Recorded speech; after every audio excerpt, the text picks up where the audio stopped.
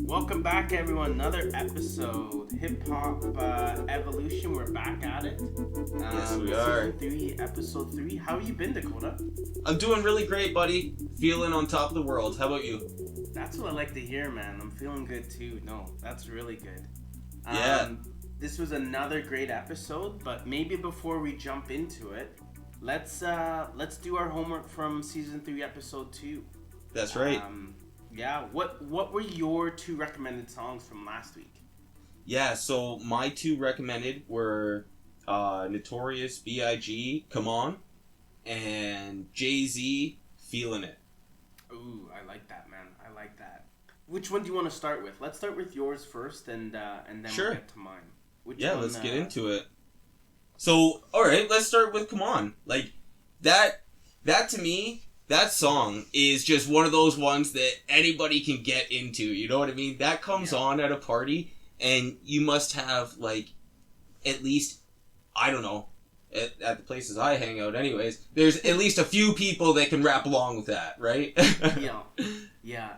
And it's funny, dude. I think I said it last time we recorded, too. That was my first time hearing that song. Yeah, come on. Yeah. Come on, Taylor, come on! And for sure, I feel like I missed out because that is an awesome song, man. Like you said, you put it on at a party and people are jumping around for sure. Yeah, for sure. Still, timelessly. Yeah. That's right. Got And it 8 just makes 38s, 9 9s, 10 Mac 10s, the shit never ends. It makes me realize how deep his discography is, man. Like how many big time tracks that guy has, right? Even the ones that aren't the commercial big time number ones or, you know, top 10 charters, they're all really good quality songs. And you nailed it. This is before he went real commercial, I would say. You know what I mean? Yeah. But still in that era for sure. Mm-hmm. So, yeah. So that was my first pick. Going into the second one there, Feeling It by Jay-Z. Now this is one that I've really liked for a while. Kind of found it when I was digging around for different older music, you know, probably about 2 years ago actually. So I can't say that I've known this one forever, but man, it's just a good tune. Mm-hmm. What was your thoughts on Feeling It? Same as the other one, man. Where it's I hadn't listened to it before, but again, you can throw it on in any location, and you have people, you know, bouncing their heads because it is another, you know, quality track, dude. Yeah, and I like this one by Jay-Z because it's a little bit like, so this is during that Jiggy era, but it's like totally against the grain of that, right? Like. Mm-hmm. Yeah, you got that more like lounge music going on to it, and yeah, man, it's that's a good one for sure. And it really kind of highlights, you know, in the show we watched last week where Jay-Z really wasn't or didn't want to be a part of the Jiggy era, right? No, yeah, you know, and it just kind of shows that yes, he was in it, however, he wasn't in it too, you know what I mean? Like it's like, okay, I'm here, but I don't want to do all that stuff. I don't want to be wearing those big puffy jackets, big puffy suits, and walking around. I just want to do my thing, and if it's jiggy, then whatever, but I'm not going to purposely make jiggy hip-hop. That's right. And yeah, so he did a little bit of that just to get the radio, you know, spots and whatnot, and then went back to stay true to himself, you know. Just couldn't keep living that. So yeah, no, and this is just a classic hit, man. Feeling It. If you haven't heard it, take a listen. Totally recommend both of those, dude. Yeah, so let's get into yours. What 2 picks did you have for me for last week? So I had Get Money by the Junior Mafia. Yep. That one I hadn't heard before, and I think it was their most popular song, so that's why I wanted to have a go at that one. And then the originators, which was Jazzo and Jay-Z, just going hard on it. So yeah. You know what I love about this is that we're still digging up stuff that we didn't know about, like getting into Junior Mafia and doing a little bit of learning on, the effect that this had on Biggie's career and all of that. Yeah, man, it's just great that we're still digging out stuff that's new to you, new to me. Yeah, for sure, dude. What did you think about both those tracks? Get Money, that's that's classic. Like, that's exactly what I think of when I think of Junior Mafia. Exactly where my mind goes. So, yeah, you got everybody on there. You got Lil' Kim, you got Caesar Leo. Yeah, so that's a good one. And really, like, that's like the whole, the image behind Junior Mafia in that song, I would say. That's a good point, dude. Yeah. That's a very good point. Because you have, like you said, you had Biggie on it as well. So you have everyone a part of that, and that sound is what it is. Lil' Kim just spitting some nasty bars. Fire! And yeah, for sure, I was just like, wow, how did I miss this? But, digging through the crates and find some good stuff. Yeah, and then the originators. Now, this is a song that, like, I think is a true representation of just how talented Jay-Z was right off the hop. Like, yeah. Like, this guy came out strong. It's hard to believe that he was out on a track like this and doing tours with Big Daddy Kane and stuff like that, and then actually didn't get a record deal and took some time off of music making. It's hard to believe because, like, you listen to this, like, this is a damn good song, and other than Jazzo, an unmatchable flow that Jay-Z has on that, right? Mm-hmm. Yeah. But him and Jazzo are, like, super well paired, though. Holy. So, yeah, that's definitely a good way to explore, the early Jay-Z stuff, like we were talking about with Feeling It. But this goes even further back than that, right? For sure, dude. And it really, like you said, where Jay-Z didn't get an album. How did Jazzo also not get an album? Like, both those guys were going so hard, and it kind of leads into the episode for this week, where did that not feel like the Freestyle Fellowship in a little way? Yeah. Great segue there, buddy. Absolutely. Yeah, because they are definitely rapping with those jazz cuts and chops. Definitely good segue there, bud. yeah, I got you. And for season 3, episode 3, today's show is Pass the Mic, and a lot of it's about the underground hip hop scene, man. Yeah, and just even that handle on this episode, Pass the Mic, how much effect that had, to hear. If you were somebody performing in that time era, or even today, and you hear that chant, pass the mic, oh my god, man, that makes me scared for artists going up there. Yeah, absolutely, dude. Yeah.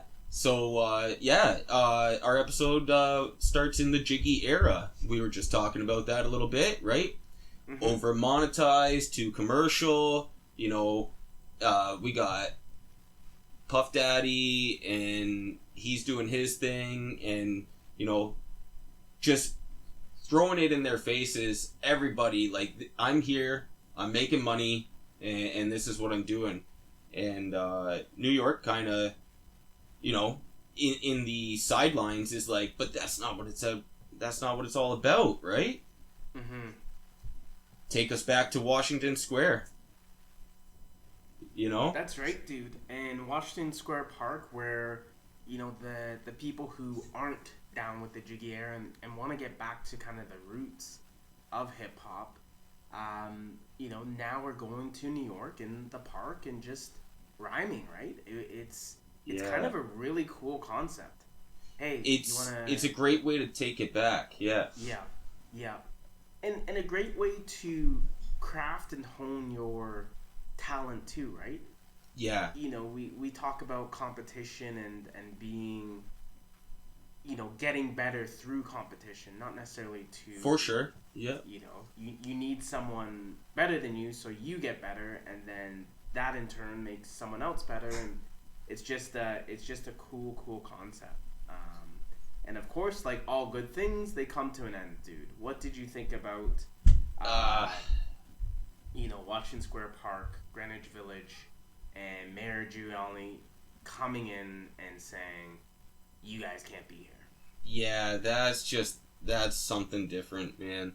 I don't think that this was good for anybody at the time. All these quality of life crimes and everything. It was a culture attack. Absolutely, it was. Telling these ciphers and everybody that's meeting up in the park that they can't gather here because their crowds are too loud. Their crowds are too large. And, like, come on. What type of event are you seeing getting broken up like that, on the other side of town? Right. There are none, but there's great big meetings. It's just the fact that it was here, it was in Washington Square, and who was meeting up, right? Yep. Yeah, man, and I don't think Giuliani and a lot of that kind of ideas have changed, right? And it's not necessarily you guys, I should have said you people. You people can't be here, right? You people gathering, call it what it is, man. And, for sure. It's just so sad, but like the invention of hip hop, it was through struggle, it was through that diamond getting squeezed, and these people said, okay, we can't meet in a park, but can we meet in a building? Can we figure this out? Can we all come together and still do it? And lo and behold, it's even better, right? Yeah. It's even better. It's more organized. It's more, I don't want to say commercialized, but more where everyone can get together and there's a purpose, and it's, even in the winter you still can do it, right? Because you're indoors. So, like everything else, you upgraded, right? Yeah, no, thank God for people like Danny Castro and Aunt Marshall putting together, like, Lyricist Lounge and stuff like that. And, it's totally different to be able to do that in front of your peers. And I think that's kind of why Washington Square was so big at the time and why it needed to be shut down. Or in Giuliani's words, it needed to be shut down.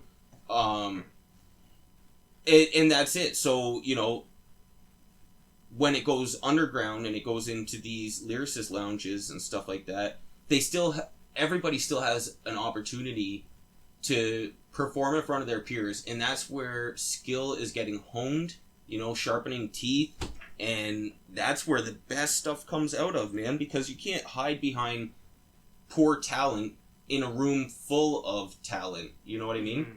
Yeah. Absolutely, man. And that Lyricist Lounge, and I know we'll get to a little bit more in the future, but it's just something like that where I look at that conversation we had with Sook, and Sook, Champa there, said that he loved this underground hip-hop, right? That's kind of what got him on. We talked about what got us into hip-hop, and this was kind of his scene getting into this type of music. Yeah. But I just look at this kind of stuff and think about, is there a place like this in Toronto? Is there a place like this in, the KW area? Is there a place like this in Canada, period? Right. And as we get further on, we'll talk about more and where there's other places, but it's just something where I think if we had this locally, something like this locally, what could we be producing? Absolutely, man. And yeah, what are we missing not having it? That's the thing, right? Yeah. is because there is a bunch of talent around, and just because there is no culture built up, like in terms of lyricist lounges type of culture, just because that's not there yet doesn't mean that it doesn't want to be there, and it wouldn't work, right? So it's it just takes one or two people that really care, enter in Danny Castro and Ant Marshall. Like, they started off that lyricist lounge, and it started off weak. It wasn't what was it? Mos Def was saying that the first couple times going in there, it's too organized, it's too friendly. Like, this'll never work, right? Yeah. But that you just put all that talent in one room, and actually that's when things start to work. You find your groove, and that's where something new is born that just wasn't there before. No, that's a great point, dude. That's a great point. And with that, we did that in New York, and then we fly over to the West Coast, and lo and behold, the good life, right? A health food store turned into essentially the same thing that they had in New York, right? A place for underground rappers, underground MCs, wordsmiths to come together and get better, right? Yeah, and at an unsuspecting spot, like, who's going to think of the health food store, right? But it's a good thing that there was a few of the elders in the community that saw that this was important enough to provide a space for people to do this, right? Was it B Hall, one of the founders of the of the Good Life Health Food Center lyricist that battle? She said that it was the antidote in the poison. So basically saying that, what is wrong with our community? Well, if we're getting kicked off of this spot and that spot, let's make one area where we can meet up, and that's kind of the antidote in the poison, right? Like, this sort of thing does need to continue. It just needs a place to grow. I love it, man, and that's an amazing concept when you think about that, eh? Absolutely. And did it ever grow, man? I think things like this are so good. Like, I think even taking away from hip hop, you put a community into anything, right? You grab together, sports, or you grab together fitness, or grab together whatever it is, and put people in the room of like-minded thinking people, and it's just gonna grow, right? Yeah, definitely, and it attracts talent. It brings in the people that are going to be best suited for it somehow. That's right, dude. Absolutely. And I think here in the West Coast, that's where we first heard the phrase "Please pass the mic." Please pass the mic. That would be like just career crushing to hear that. That's right. The chant for you're no good, get off the stage, let someone else go, right? Like, jeez, absolutely. And I think they even said Fat Joe. Fat Joe got booed off, right? He got booed off quick too. Fat Joe, that they immediately disliked and immediately started, chanting at him, and I wonder if it was biting people's flows from around the way. And that's right, dude. I think it was Snoop Dogg was saying that they had people who were there just listening to see if someone was stealing other people's rhymes, right? Just listening to the lyrics. Yeah, lyric watching. Yeah. Well, man, what a job that would be, right? Like, hey, I already heard that last week. Get out of here. Get off the stage. Yeah. Pass the mic. And it came together in the West Coast. They said one of the more popular groups, the Freestyle Fellowship. I know we talked about them earlier. Yeah. But what did you think about their style, right? They went with jazz. They had kind of a style that they called chopping, which, was like beep, bop, boop, boop, bop, making sounds versus actual rhymes. What did you think of their music, man? man, it was just flamboyant enough to work, right? Like actually taking jazz, like, okay, so Micah 9 going down to Leimert Park and listening as everybody's you know, down there playing their instruments, playing jazz, they're in it, and he's just putting it together and freestyling to it. Like, that's true art, man. I know he doesn't got a you know, piece of equipment in his hand or anything like that, but you know, to be able to use your voice and chop over top of that, so, you know, over top of anything, especially jazz. Like, jazz is incredibly complex, you know, like going up and down in melody and rhyme and timing. Like, oh my god.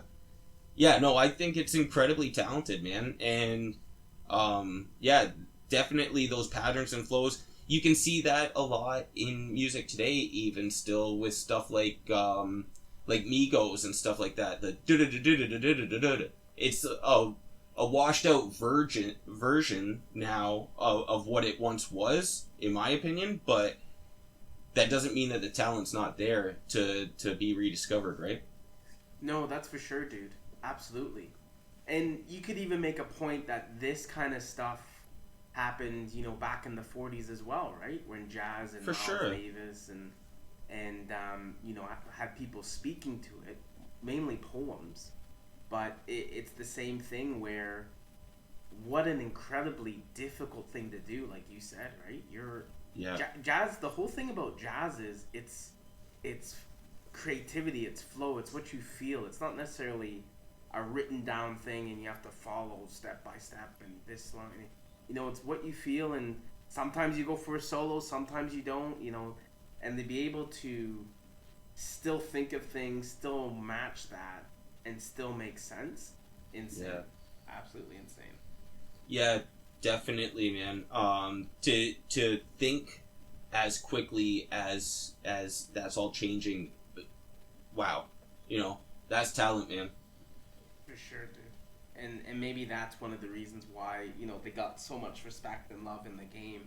For sure. And the next thing the Hip Hop Evolution jumped to was Stretch and Bobbito, their alternative hip hop show, man. That's another way is, okay, now it's underground, now we're hearing it, but how does it get even bigger? How does it get some radio play, right? And you gotta have some people who are interested in it and interested in pushing it. And that just takes it from one location and kind of universalizes it, right? Because this was happening, and you know, nobody would know unless they went there to see it happen. So then enter, you know, the Bobbito and Stretch and Bobbito show, and now you're taking this from this one location and spreading it out, you know, and now we can even go back and listen to this stuff on, like, you know, previously recorded stuff on YouTube and relive what it was like, because these guys were actually, like, ahead of their times. Like, they had recordings of all of their shows with video that, you know, this was some raw talent in the making right here, and really launched a lot of careers, right? So to go back and dig through that is just like another whole, you know, gold pot. Absolutely, dude. And I think one of the bigger people from that got well known was Starr. Mm-hmm. And you know, they are extremely talented, dude. That is a duo that's, wow. They are keeping it, you know, culturally where it should be, speaking some serious rhymes, you know, some intelligent thought going to every bar. But I do have a question for you, and it's one of those things that I think people talk about Starr being, okay, you're underground. Right. Are you underground because you got famous? Right. Commercial. Yeah. What's your take on that?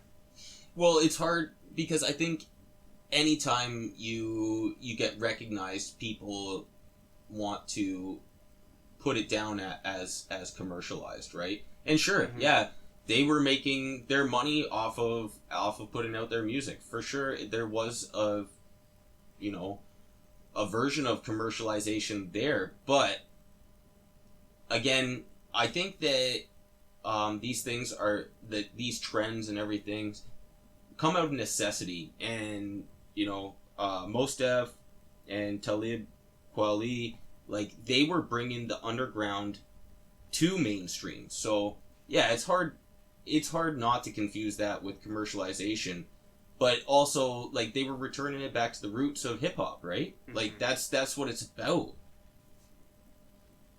No, and absolutely, dude. And I think that distinction is very important. And for some people, it's hard to see, but it's very important because, yes, you look at Puffy. He's making music, making lots of money, but the music has no soul. It's washed out. It's washed out. Yeah, because money washes it, right? It's washed out with money. Yeah. That's right. And it's kind of, will it make a hit? Will it make lots of money? Okay, put it out. Versus, we're not looking to make lots of money. We're not looking to make a hit. We want to talk about something and talk about our culture. And if it becomes famous, cool. But if it doesn't, then that's fine too. You know what I love about hip-hop particularly is that it doesn't matter how many times it gets reinvented. There's always somebody on the sidelines watching and saying, yeah, we're going to bring it back though. Like, that's cool what you're doing, but pass the mic because we're going to bring this back to the roots. You've got Black Star, Tribe Called Quest, De La Soul back in the day. They brought it back. I like to think that there's people out there today that are listening from the sidelines and saying, yeah, let's take that back. You know what I mean? And it's the whole process of it going commercial and attracting a lot of attention, and then coming back to the roots of it so that people can really get a taste of what it's about too, right? Like, I think these cycles are necessary. And I think that's very true, dude. And I love the cycles because at the end of the day, you know it's coming back. Yeah. You know what I mean? You know it's coming back to what it started as, and that's just the state of the world too, right? Where, for sure, as things get struggled and as things don't go the way it should, things return to their natural state. Somebody's on the sidelines watching. There's always, like, the guards that aren't going to let it slip too far, right? That's right. Yeah. And I'd love to say, and I'd love to be a part of that guarding process, because I feel like right now, current day hip-hop is getting way too far off from where it should be. In a state of 911? Yeah? Yeah.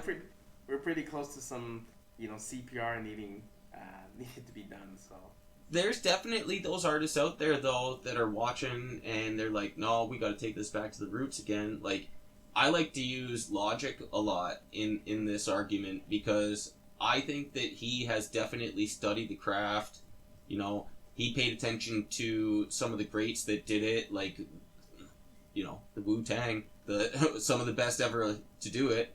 And yeah, he's one of those guys that actually says it in his lyrics that, hip hop is getting too washed out, and we got to take it back to the roots again. So, I know that's still very commercial, and I'm sure there's a lot better underground people out there that are working behind the scenes too. And man, yeah, it's not going to slip too far. That is good, dude. I can sleep at night then. Absolutely, man. And then the next place that the show takes us is to Detroit. To the hip hop shop. Yeah, and that's kind of one of those places. Like, I know you had talked about it a little bit before about these, lyricist lounges and stuff like this, and how, is there anybody doing that around here? Well, this, go to the hip hop shop in Detroit, and that's like the perfect example of, will this work somewhere? And okay, yeah, the hip hop shop actually didn't work because nobody was buying the t-shirts. They just went there to listen to the, to the lyricists, the MCs and whatnot, and it didn't work. But look at what came out of it. You've got Royce 5'9", Slim Shady, like Eminem, like him or not, but he's doing this thing, man. He's big in the game. Yeah, that's right, dude. He is a big part of the game and a big part of the history, and it's so interesting seeing the hip hop evolution's take on it. Yeah. They're just like, oh, M got signed, and it showed a few videos of him just absolutely destroying people in rap battles, just destroying people. But I look back at that show we watched with, Dr. Dre and Jimmy Iovine. Yep. And that wasn't as simple as it looked in hip hop evolution. You know what I mean? No, definitely not.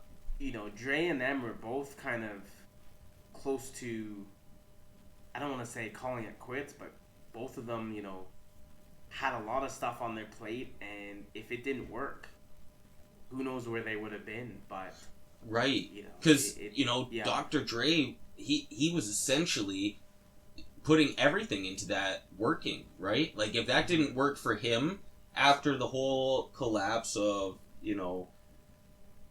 everything that he had been involved in before, we know Death Row Records and all that, how we know how that went. If this didn't work, then I don't know how much more chances he would have had in making something work after this. No, that's right, dude. And I think M was basically at his breaking point too, right? He was doing the circuit of the battle rap circuit, but at a certain point in time, you gotta have enough to live, and you gotta figure out life too, right? So I think he was all in as well. So I'm happy that it worked out, and talent attracts talent, and how can it not work? But yeah, it's just funny when you dive deeper into certain things, you realize that yes, he's famous and it's easy and it's so quick, but nothing is ever easy, dude. Yeah, no, and almost I think it's necessary for it to get hard. It's necessary for there be a lot of build up to bring out raw talent, Yeah. Yep. I would second that. Absolutely. Yeah, but what did you think about M's rhymes and the way he got cuz it felt like on the show it was kind of like undercover, like, oh, how, all of a sudden he's just on MTV one day, and Yeah. What did you think about M's route to success, I guess, for him? Yeah, I don't know, man. It speaks volumes about Eminem that all of the guys that he was hanging around with at the time didn't even know that he was making videos until they saw it on TV, on MTV, right? So Mm-hmm. I think it speaks volumes about him, about how much he just had his head down working too, right? Like, and wasn't really getting caught up in what would come of it. He was just doing what he had to do. So I think that's hip hop through and through. Absolutely, man. And like Snoop said in the show, M is good, and then when you add Dr. Dre, it's like, wow, this is incredible, right? So it's a dream team, man. Yep. Yep, and some amazing stuff that came out of that dream team, right? Yeah. His first couple albums, especially, I think, kind of just took everyone by surprise. But it was unthinkable what his success was. It really was. It was Yeah. unpredictable. Like, nobody could have planned that. No, and it just looks back on how many people didn't try to sign him and just didn't think, okay, he's white, it's not going to work. How's a white hip hop artist going to work? We've seen Vanilla Ice, sadly. Yeah. It just doesn't work. Listen, the white community has apologized many times for Vanilla Ice, okay? I just want to be forefront with that. Like, we've apologized many times. For sure, dude. No, Ice Baby will live on in the memory. So no. Unfortunately. For sure, dude. Did you have any other things about this episode that you wanted to throw in? No, man. This was a good one. I'm happy to have gone back and explored like things like the Freestyle Fellowship. That is so cool to see where the roots of hip hop actually come from, and these influences that are behind all of the stuff we're hearing today, right? Yeah, absolutely, dude. It's always nice to go back and have a look and see how we got here today and see how they keep bringing it back. I love it, man. Bringing it back.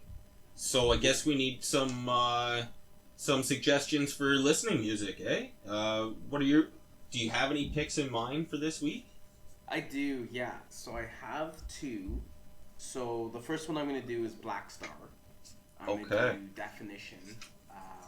That's a song I just really, really like by them. So that's my first one.